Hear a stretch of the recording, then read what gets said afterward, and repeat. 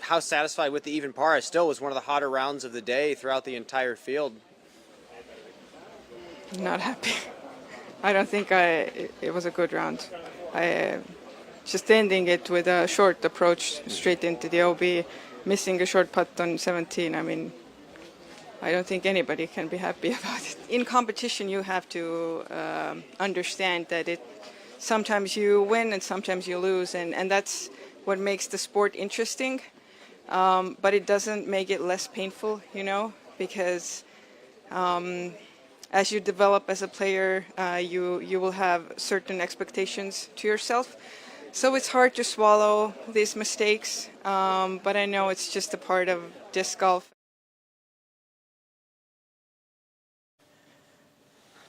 Fourteen-stroke lead going into the final round of the 2023 European Open. Kristin Tattar still unsatisfied with her performance yesterday despite tying the hot round of the day. Welcome in Nokia, Finland. We're here at the Beast. Brian Earhart, Nate Perkins. We're going to talk to you one more time this morning before the final round of the FPO division goes off. Nate, she does have 14 strokes. Mm-hmm. This course has been playing extremely difficult. Mm-hmm. Where have all these strokes come from? If we dive deep into the stats, that's really all we can do at this point, Brian, is dive into the mind of Kristin Tattar and look closer at this the UDIS statistics and try and find out where Kristin has really separated herself from the field. Hole 3 is playing almost a full stroke over par this weekend, and Kristin's one down on the hole. She's laid up off the tee all 3 rounds. She's one down on hole 4, playing the same pad as the MPO field. She's 3 down on hole 5, Brian, also the same pad as the MPO. It's this same stable fairway driver right here.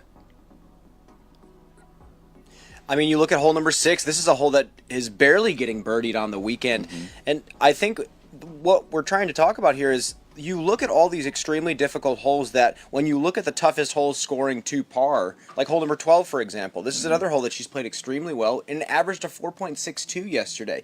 That's where these strokes are coming from. She shot an even par yesterday and she wasn't satisfied with it, but even par, if you do that on half the holes on this property over a weekend, you're taking 2 to 3 strokes on the rest of the field, and that's where these 14 strokes are coming from. She's not satisfied with her putting stroke. She said she kind of ended with a sour taste in her mouth yesterday. That's probably going to serve her well coming into this final round today. Yeah, I don't think I've ever heard of a player shooting the hot round at a major and being so upset. And, Kristin used the word expectations, and at a certain point, she has to kind of forget about the lead she has and just, play her own game and play up to her expectations. I mean, I was not expecting her to be so, emotional in the interview, shooting an even par. I mean, it's not like she blew up or gave anybody behind her any strokes. And diving a little bit closer into that back 9, Brian, 16 is another hole I've got to say that Kristin has really gained some strokes on. She's one over par on the hole for the weekend, and that hole had played 5.2 a full stroke over par, and then it's played 4.69 the last 2 days. So she's almost gaining 3 strokes right there.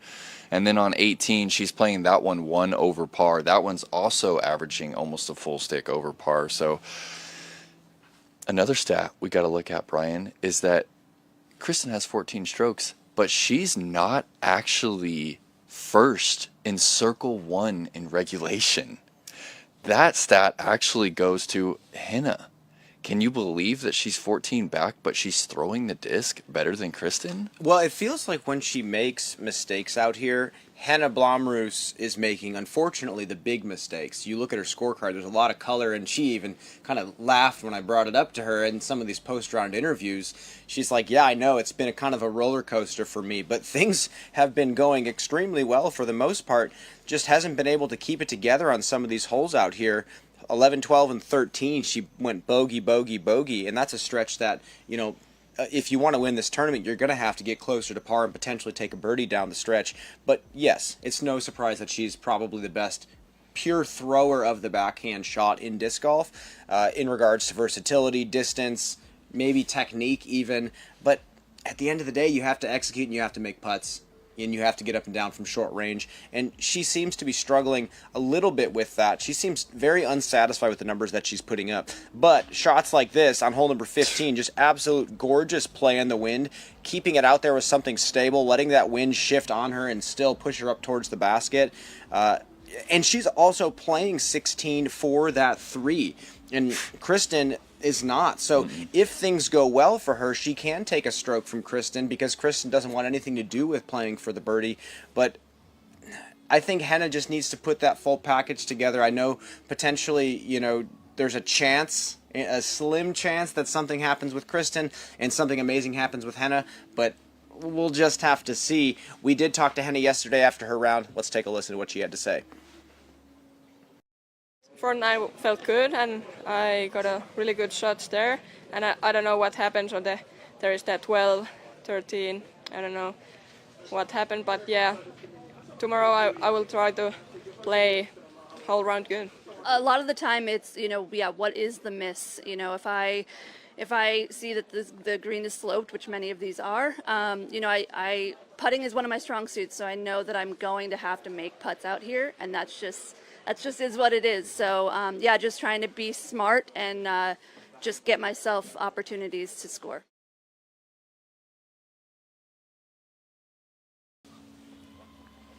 Well, Henna and Missy both are battling for that solo second place position now. Talk about Missy. I was actually surprised when she said, no, I'm not playing any of these tougher par 4s safe for par. I'm playing them aggressively and trying to birdie all of them. It's interesting to hear that from a player that I think a lot of people have maybe mislabeled as overly safe or, very consistent, I suppose. Yeah, I mean, her distance matches up really well with the beast, and I'm actually shocked that Missy hasn't really found that rhythm. And for me, the failure has been on the putting green. I mean, she's putting less than 80% from circle 1, and she's putting less than 20% from circle 2, and that's really where she picks up her strokes. She's 8th in strokes gained from circle 1. So Missy being over par is not because she's not able to throw it far enough on any of the holes out here. It's just because she hasn't found that rhythm. She found it yesterday. She went 4 down on a 5-hole stretch, 11 through 15 yesterday, including that birdie there on the elevated pin. But really, she's 15 back, but she's 1 back of second. And we haven't talked a lot about what it means to podium at a major. Winning obviously is far above second or third, but the cash you're going to take home is relevant. Also, the points, the majors, I believe, Brian, they count for 1.5 time and a half. Yeah. Okay, so those points matter for the Pro Tour Championship. Yeah.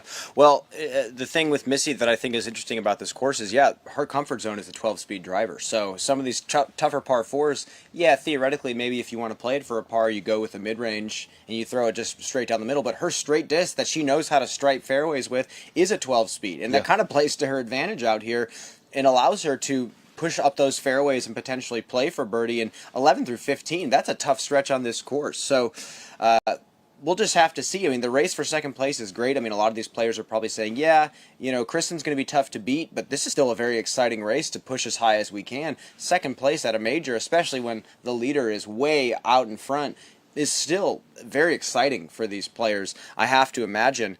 With that said, we are going to take a quick commercial break. On the other side, we'll talk Katrina Allen and the MPO division.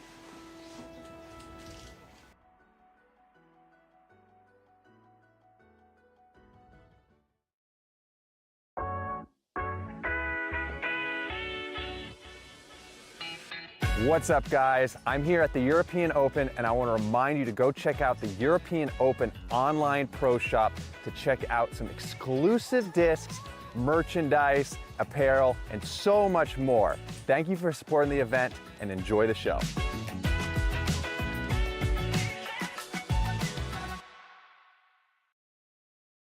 A round of disc golf can be long, and if you're playing in a tournament, it can feel like a marathon.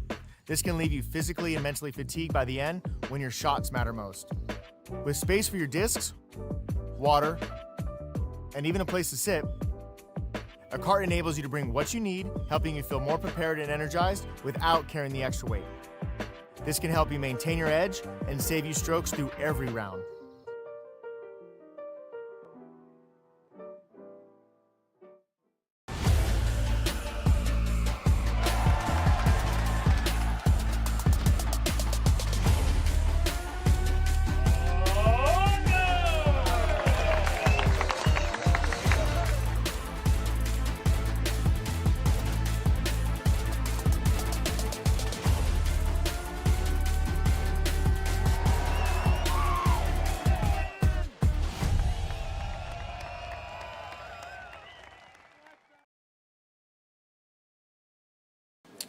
Welcome back. One more player on that lead card that we have to talk about. Katrina Allen tied for third place, one stroke off that solo second spot. Now, Nate, something that I was impressed with watching her, she started to spray, and it happens with even the best athletes in our sport. A few shots came out really errant, and mid-round, it's very difficult to say, oh, I want to make these really strong mechanical adjustments and figure out my form, and she did. And she worked through it and ended up saving a pretty solid round and won over par, just one stroke off the hot round of the day.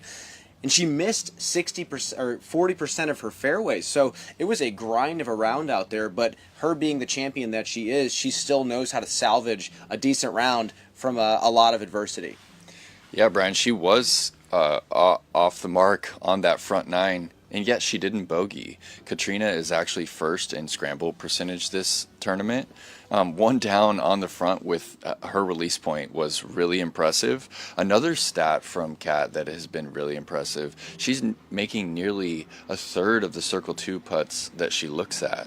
If she can just clean up the drives and give herself more Circle 2 looks, she's going to climb the leaderboard and make it difficult for Missy and Henna to get that second place spot. Well, again, when you're a veteran like Katrina, if you can just kind of shut everything off and just trust that release point that you've grooved over the years, it doesn't even matter what your technique looks like. If you can just channel that intuition that she's obviously developed, she can easily shoot those 6-7 under pars that we saw Kristin Tattar shooting in the previous round. So with that said, we also have an MPO division going off this afternoon, and there's so much to talk about there as well. Let's actually just listen to our MPO lead card, what they had to say yesterday. Disappointed in the last hole, but I got the first two birdies of the day, which was nice on 1 and 2, and then had a little bit of a slow stretch. I parred the next 4 and then got something going, and was kind of off to the races from there. I mean, those first 11 holes are a toss-up. You could be throwing well and get some bad breaks, but I'm happy with how I handled myself. That was probably the biggest crowd I've ever played in front of. Dial in my throw. That's all I need out here, and just give myself birdie opportunities. I've missed one putt in the circle, I think, so far this tournament, so just keep the putter hot and just push and birdie out. How does it feel to be on the lead card, final day at a major? Amazing. I am just going to relish the moment, and, it's been a dream to be here. Yeah, so lots of emotions and beautiful moment. What's the game plan going into tomorrow? Bogey free and play smart, know when to lay up, make your putts, get off the tee. That's the main thing. I threw the disc really well today. Really well. I missed a couple Circle 1 putts even today, so I putted really well for the most part, minus those 2 misses. I made some Circle 2s to make up for it. I had a few out of bounds, but was able to, recover from most of them really well. Really amazing par save on hole 12. But, really great round. Put myself in contention going into tomorrow, and can't ask for more than that. And you got a share of the course record. How does that feel? I really don't care that much about a course record. I'm out here to win a tournament. Well, Calvin has a 2-stroke lead over Anthony Barella. He scooped him in the third round, and now today it's going to be a real battle for that top spot. Lots of players still within contention, and really anything can happen out here at the Beast. Talk about hole number 18, Nate, and obviously Calvin got his only bogey yesterday on that hole, and it seems like a lot of players are finishing their round not able to figure that hole out. Yeah, day 2, Anthony Barella was 12 down, heading into the 18th, and he was in a perfect spot off the tee. He goes hyzer into the green, skips OB long, which we don't see very often. And then Calvin, he's 13 through 17 holes with 2 circle 1 misses, so nearly a perfect first 17. And then he is also in a perfect spot. He goes putter off the tee, and he has 2 discs in his hand. He's deciding between a Draco and a Destroyer. And as you said, we've got that kind of tail right to left wind on that hole, which is not necessarily a hurting wind, but you have to commit so much to the width. So he had those 2 discs in his hand. He ends up going with the Draco. A little bit of a surprise to me because I thought he was going to go with that 12 speed and kind of hang it out wide. Goes with the Draco, goes with more of a flat line to keep it out of the wind, and it just barely left his hand early and had no chance. Found the OB. So Calvin had a chance to take 4 strokes, to be 4 strokes in the lead, ends up losing a stick there. He's only 2 and ties the course record. But of course, he doesn't even care about it, does he? No, he doesn't, and I think that's just a testament to who he is as a player right now. And we talk about athletes across the sporting world. Sometimes to be on top and to maintain that position on top, your mindset just has to be a little bit savage in that regard, and I think he has that. I mean, he cares about titles, and he said that. He's like, I don't care about legacy. I don't care about course records. I want to win titles. Legacy builds itself. That's not something that I worry about. He said that to me early on, I believe, in Vegas this year. But, I mean, he just throws the disc like an absolute animal. And, I mean, the shot here on hole number 7, just so smooth, showing off the touch. I mean, he's just got everything. And the shot on hole number 12 is, to me, what solidifies all of that, being able to throw that low ceiling 470-foot shot from bad footing, sloped, behind a mini, and be able to get up and down from there to save a par after going out of bounds early. To me, that's the mark of a champion. That's the resilience that you need to maintain excellence over 4 rounds here. Yeah, that was unquestionably the shot of the tournament right now for me. There it is, low ceiling, 480 feet out, foot off the ground, puts it into circle 2, goes on to cash that. His circle 2 putting yesterday was fire, 3 for 3.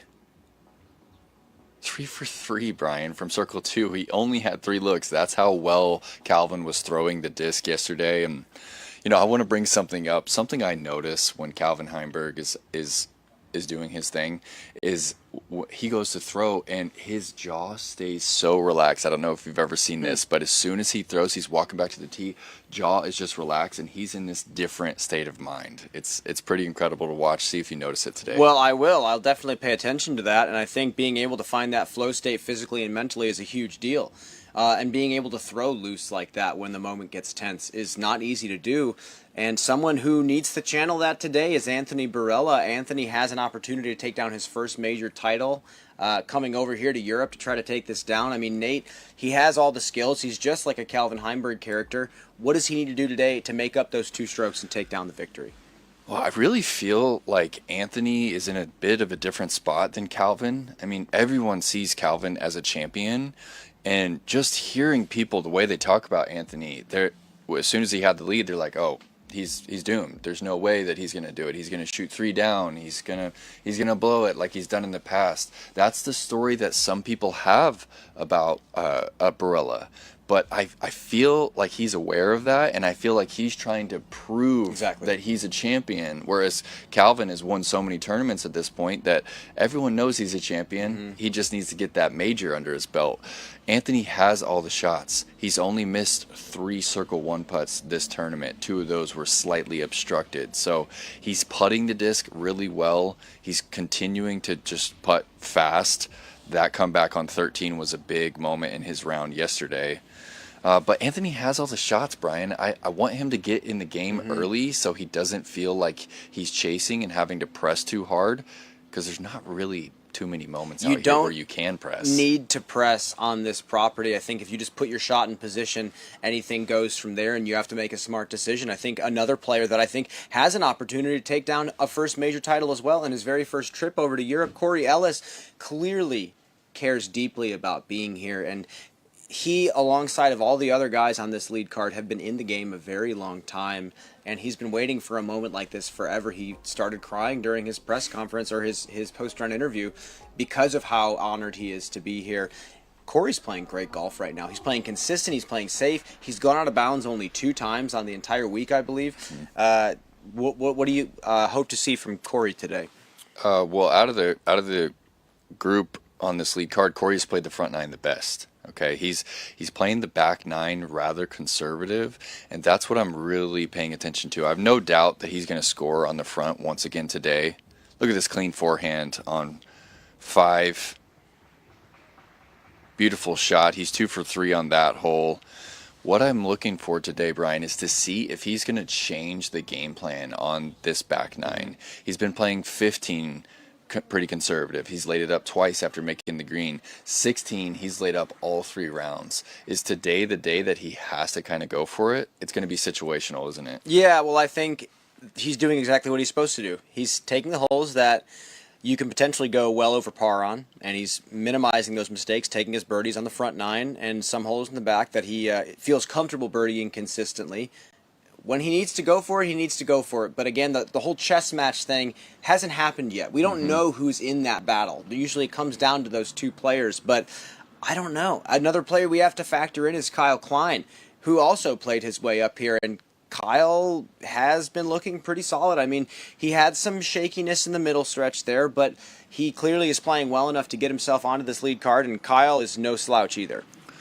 Yeah, during round 2, it really seemed like Kyle kind of shot himself out of the tournament. The pressure of having the lead after round 1 and the pressure of playing on the lead card, 3,000 spectators, it seemed to get to him just a little bit.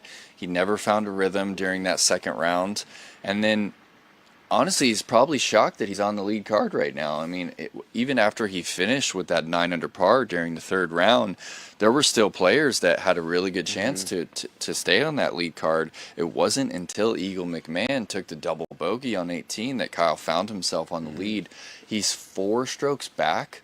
I feel like it's not completely in his hands. I feel like he needs people in front of him to make some mistakes. But Kyle is another player who's absolutely just shredded the front 9 on these technical holes. And when he has that lag, like really dialed, when he's like rotating that body first before everything, it just seems like the disc is just coming out on the line every time. Well, and that's what you need out here. You need good speed, but you also need good intentionality and good balance behind your shots because of how many uncomfortable positions it puts you in.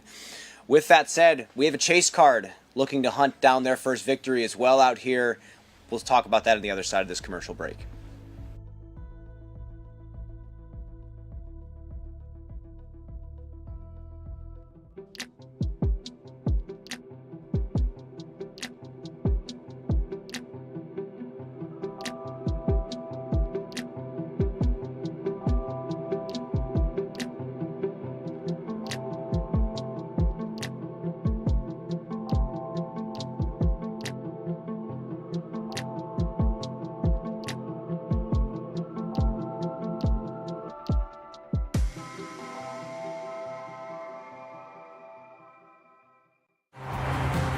In 40 yards, do not turn left or right. Just drive. You have reached your destination. You are home.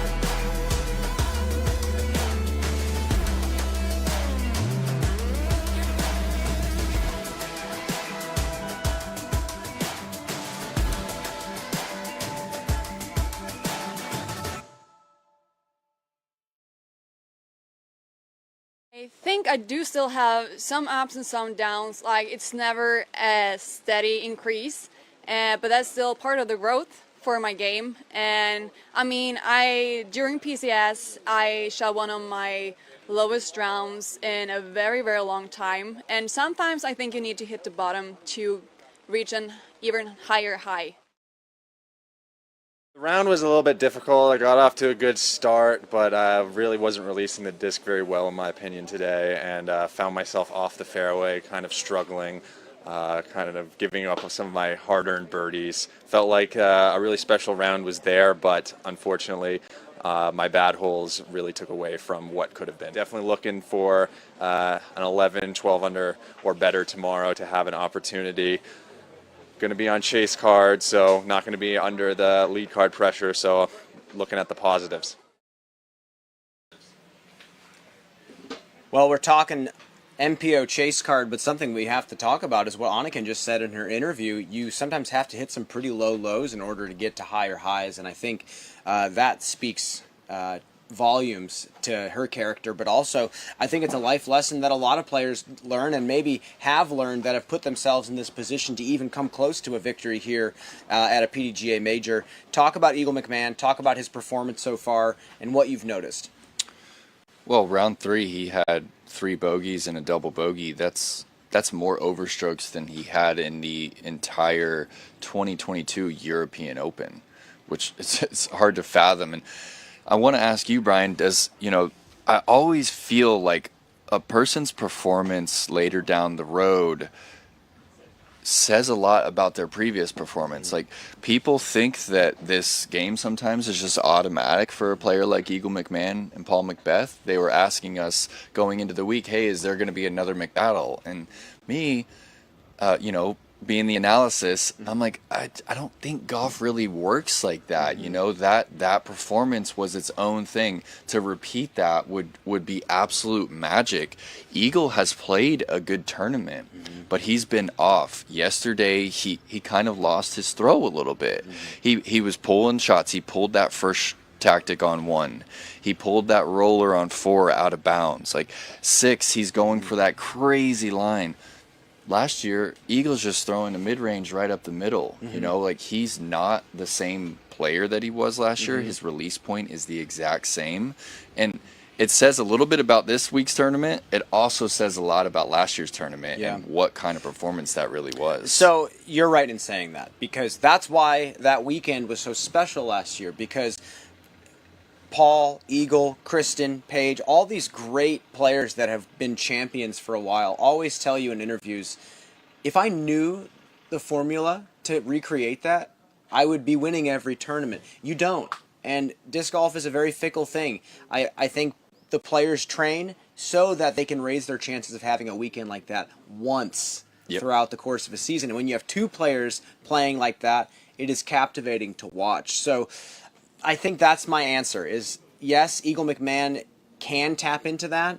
Not necessarily doing that this weekend, but everyone changes. The game changes, the courses change, the players evolve. We all get older. We all not necessarily become jaded, but we've had more failures than we do when we're younger. So I think all of that factors into why Eagle's playing the way that he's playing this week. He still has an opportunity to take down a victory.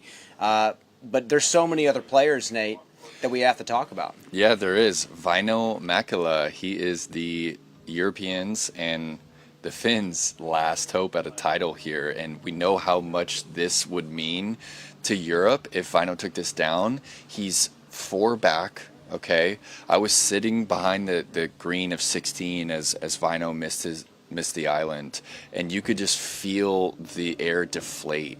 And I'm really looking forward to seeing Väinö press early so we can get this 5,000 person crowd behind him today. It is going to be chaos out here at the Beast. We're wrapping up Tournament Central. We're going to send you out there to the ground. A champion will be crowned today. Brian Earhart, Nate Perkins. We will see you out there.